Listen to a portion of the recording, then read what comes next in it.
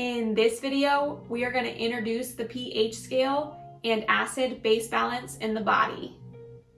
Hey, what's up you guys, and welcome back to my channel. So today's video kicks off our acid-base balance series. Now the physiology of the acid-base regulation is pretty extensive, so today's video is going to be an introduction.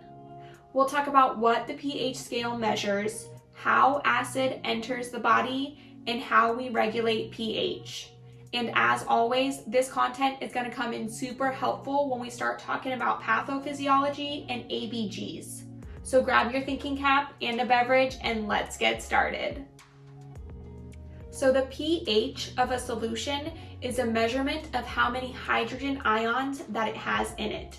And the pH scale goes from 0 to 14. So a perfect pH is 7.0. And I say that this is perfect because a 7.0 pH is neither basic nor acidic. So if we go above 7, the solution is more basic or alkaline. And this means that it has a lower amount of hydrogen ions in it. But if the pH is below 7, the solution is more acidic and it has a higher amount of hydrogen ions in it. And in order to remember this, we can think hydrogen equals high acid.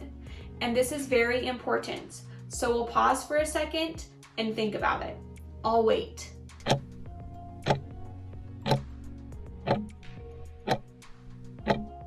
So body pH is actually 7.4, which is slightly alkaline. But when we talk about body pH, we can't always be perfect. So plasma pH is actually a range from 7.35 to 7.45. And the reason that we care about pH regulation is because the concentration of hydrogen ions can denature proteins. And proteins play a very important role in our body. And an interesting thing about acid-base balance is that pH can affect potassium levels. And this is because there's a specific pump called the hydrogen potassium ATPase, and it moves hydrogen and potassium in opposite directions. And I'm gonna leave it at this for now because we're gonna look at this pump a little bit later. But just know that pH and potassium levels are interrelated. So before we look at acid-base regulation, let's first see how acid even gets into our body. By far, the biggest producer of acid is carbon dioxide, which is a byproduct of metabolism. Carbon dioxide is not itself an acid, but we've seen this equation before. Carbon dioxide and water yield carbonic acid, which rapidly dissociates into a hydrogen ion and a bicarbonate ion. And that hydrogen ion is what makes us more acidic. So carbon dioxide can affect body pH pretty significantly. So that begs the question, with all this acid input, how do we regulate our pH? Well, I'm so glad you asked. So the body has 3 ways to cope with pH changes. These are buffers, ventilation, and renal regulation of hydrogen ions and bicarbonate ions. Let's start talking about buffers. A buffer is something that moderates pH change. And in the body, buffers immediately protect the body against changes in pH. Buffers can absorb or release hydrogen ions as needed. Now, the most important buffer in our body is hemoglobin. And we saw this in the respiratory series when we saw how carbon dioxide was transported in the blood. And I'll link that video up here if you guys want to see it. But basically, hemoglobin binds directly with carbon dioxide, and it also binds to the hydrogen ions that are produced in the red blood cell as a result of the carbonic acid equation. By binding to these hydrogen ions, hemoglobin essentially keeps them out of circulation and does not let them lower our pH. Bicarbonate is another very important buffer in the body, and it can buffer hydrogen ions when it reacts with them and forms carbonic acid. Let's look at an example. Say that hydrogen ions increase in the plasma due to lactic acidosis. Bicarbonate will combine with the hydrogen ions to form carbonic acid. Carbonic anhydrase will then cause carbonic acid to form water and carbon dioxide. The lungs will later excrete carbon dioxide by increasing our rate and depth of breathing. So we just saw that carbon dioxide and pH are interrelated. And which system in the body regulates carbon dioxide? The respiratory system, right? So the respiratory system can affect pH by excreting or retaining carbon dioxide. Remember the respiratory control centers in the medulla? Those centers use central and peripheral chemoreceptors to sense changes in carbon dioxide and hydrogen ions. If carbon dioxide or hydrogen ion levels increase, this stimulates the chemoreceptors to send signals to the respiratory control centers in the medulla. The respiratory control center will then stimulate our respiratory muscles to increase the rate and the depth at which we breathe. This will increase the excretion of carbon dioxide from our body. And if we decrease the amount of carbon dioxide, then we decrease the amount of hydrogen ions in our body, and this will increase our pH. So the third way in which we regulate our pH is through the kidneys. And the kidneys can change pH in two ways. They can excrete or reabsorb hydrogen ions, and they can excrete or reabsorb bicarbonate ions.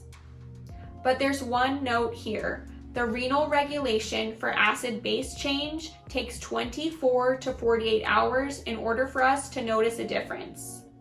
So there's actually a whole bunch of transporters that are involved in the secretion and reabsorption of hydrogen and bicarbonate ions. And I don't really want to go through all those because I feel like you guys are just going to tune out. It's okay. I was a student once too. So the only transporter I really want to talk about is the hydrogen potassium ATPase. And remember I said earlier that the hydrogen potassium ATPase moves hydrogen in one direction and potassium in the other direction. We're going to look at this transporter in terms of an acidosis. So the diagram here is going to be super simplified. It doesn't have any of the intermediate pathways in it because that can get really confusing. If you want to see those intermediate steps, then your physiology book will have them. So in the case of an acidosis, we have a large amount of hydrogen ions in our blood. Our goal is to get rid of these hydrogen ions and add a buffer into the blood. So big picture, the kidneys will secrete hydrogen ions into the nephron and reabsorb bicarbonate ions. So hydrogen ions in the blood are high. We secrete those ions from the blood to the filtrate.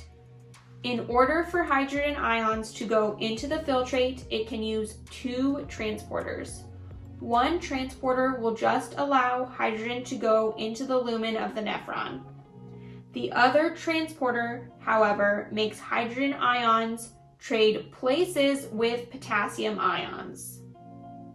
And the pump that does this is called the hydrogen potassium ATPase. So potassium goes from the filtrate into the cell and then enters the plasma through a leak channel. In the meantime, bicarbonate will be reabsorbed into the plasma in order to buffer the high hydrogen ions. So in an acidosis, we need to get rid of hydrogen ions and reabsorb bicarbonate ions. When we do this, we will also reabsorb potassium. And this is the gold star concept. Because of this mechanism, when we have an acidosis, we will also have hyperkalemia, or a high amount of potassium in our bloodstream. So the last thing that I want to talk about is how the kidneys respond to an alkalosis. And yes, it has to do again with the hydrogen potassium ATPase. So alkalosis means that we have a small amount of hydrogen in our blood.